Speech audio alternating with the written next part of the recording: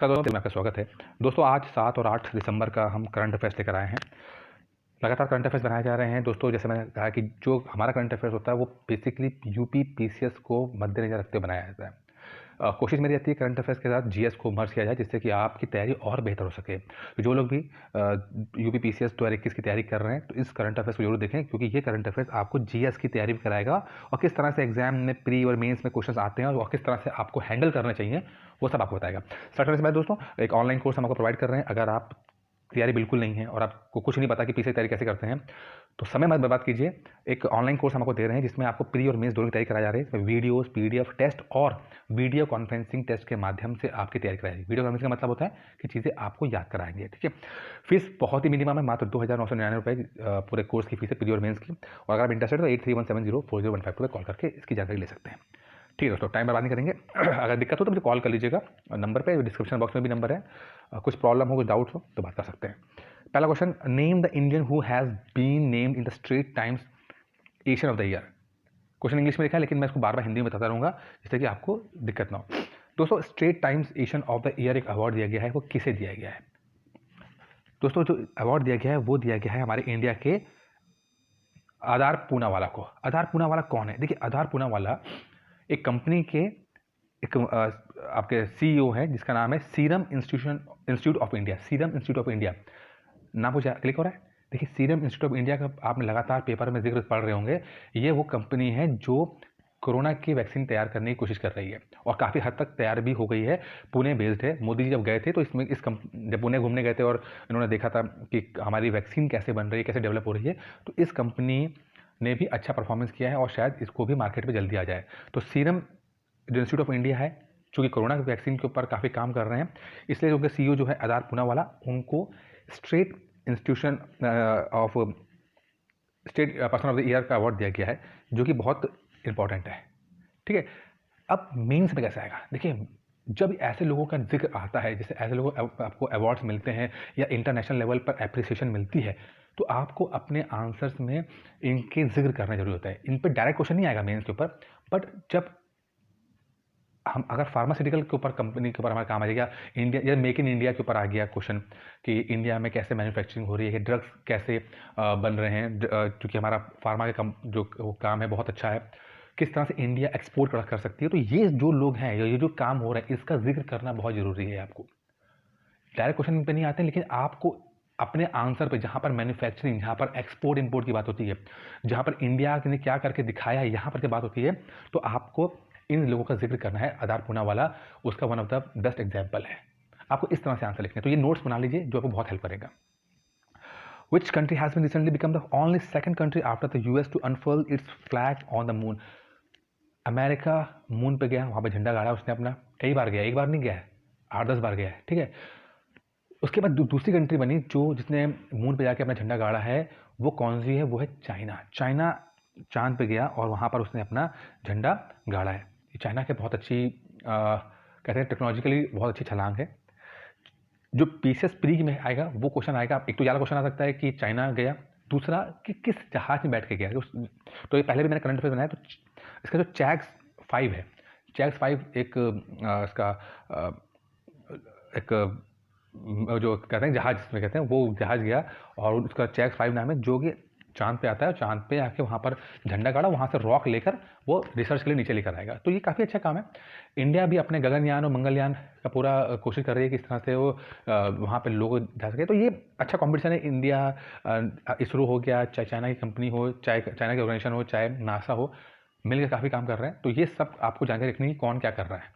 एक सवाल जो पीसीएस प्री में एक बार पूछा भी गया था, जो मुझे लगता है कि आपको डिस्कस करना चाहिए, वो ये कि कई बार जो मिशंस हुए हैं, चाहे इंडिया के चाहे इंडिया के बाहर के, जैसे कि इंडिया ने गगनयान या मंगलयान भेजा, या चाइना ने चैग्स 5 भेजा, या अमेरिका ने मान लीजिए कि कुछ मिशन भेजा, तो वो कौन सा मिशन किस काम के लिए गया था, मैच द फॉलोइंग वाले सवाल ऐसे आ जाते हैं, ठीक है। कि मंगलयान को मैच किया तो मंगलयान का मतलब है कि भाई मार्स मिशन था ये।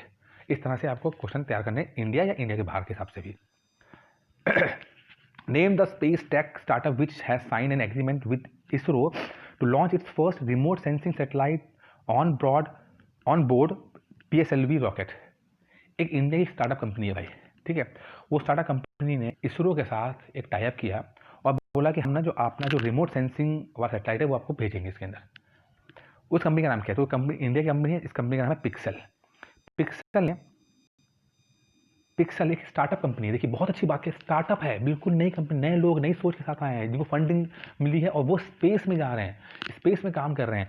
इंडिया में अभी तक ऐसा कल्चर नहीं। इंडिया में अभी तक क्या होता था कि लोग आईटी वगैरह में चले जाते थे, आईटी क्योंकि सस्ता पड़ता था और वो ईजी काम पड़ता था, लेकिन लोग रिसर्च में जा रहे हैं। तो ये बहुत अच्छा है अपने स्टार्टअप के लिए कि इंडियन कंपनी जो स्टार्टअप है वो रिसर्च में कर रहे हैं, इसरो के साथ टाइप कर रहे हैं, जो कि बहुत अच्छी बात है कि एक गवर्नमेंट ऑर्गेनाइजेशन सपोर्ट कर रही है स्टार्टअप्स को।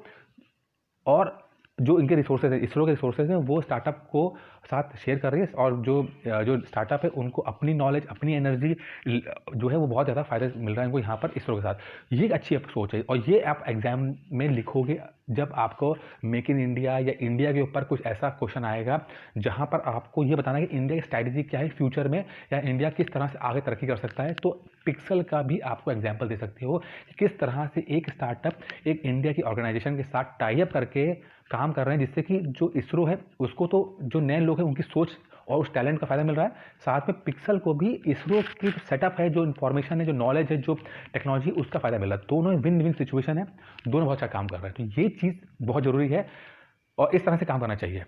इस तरह से स्टार्टअप जो है वो डेवलप होंगे और जब ज़्यादा स्टार्टअप डेवलप होंगे तो इंडिया में जो जॉब्स की प्रॉब्लम आ रही है वो दूर होगी। तो सब चीज़ें आपस में जुड़ी हुई हैं, आपको भी इस तरह से ही चीज़ों को समझना है। क्वेश्चन डायरेक्टली नहीं आते हैं बट आपको आंसर बेहतर तरीके से लिखना है। ठीक है, आपको पता होना चाहिए कि पिक्सल हो या सीरम इंस्टीट्यूट ऑफ इंडिया हो, इन दोनों क्या काम कर रहे हैं। तो रिसर्च में काम कर रहे हैं, तो जो आपके आंसर में एग्जाम्पल के रूप में काम कर सकते हैं। International civil aviation day, civil aviation day कब मनाया जाता है? तो दोस्तों जो इंटरनेशनल सिविल एविएशन डे है वो 7 दिसंबर को मनाया जाता है। ठीक है, 7 दिसंबर को मनाया जाता है और इस बार का जो थीम रही है वह advancing innovation for global aviation development. Advancing innovation for global aviation development, ये थीम रही है। तो सिंपल क्वेश्चन है, बहुत ज़्यादा उसमें कुछ सोचना नहीं है।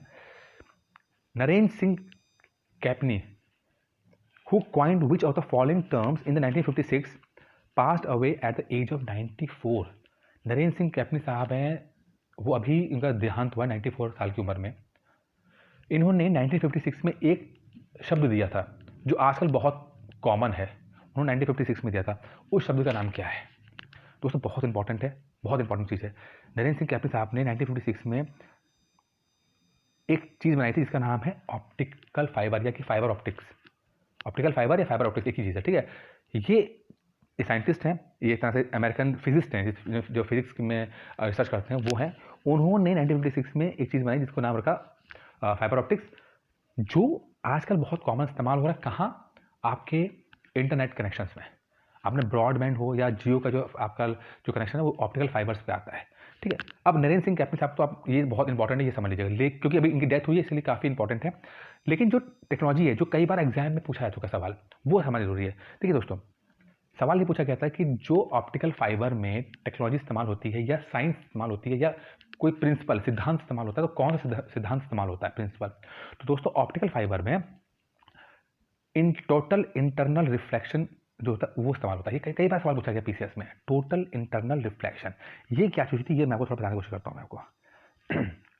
दोस्तों अभी आपने क्या देखा कि मान लीजिए ये एक ऑप्टिकल फाइबर है।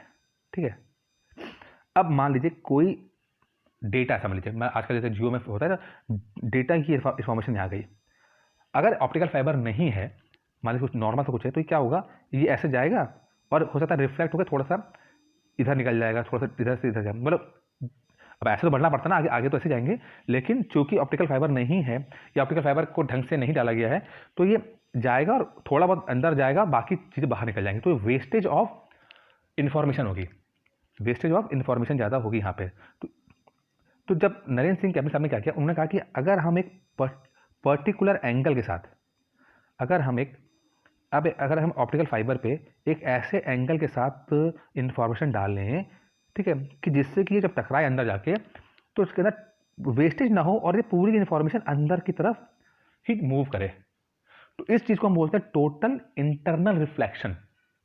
टोटल इंटरनल रिफ्लेक्शन की वेस्टेज बाहर नहीं निकल रहा है, बाहर कुछ नहीं जा रहा है, सब कुछ इन्फॉर्मेशन अंदर, और अंदर जाएगा तो वेस्टेज नहीं होगी, तो हमारी जो इन्फॉर्मेशन है वो ज़्यादा बेहतर तरीके से यूज़र के पास पहुंच सकती है, कंज्यूमर के पास पहुंच सकती है।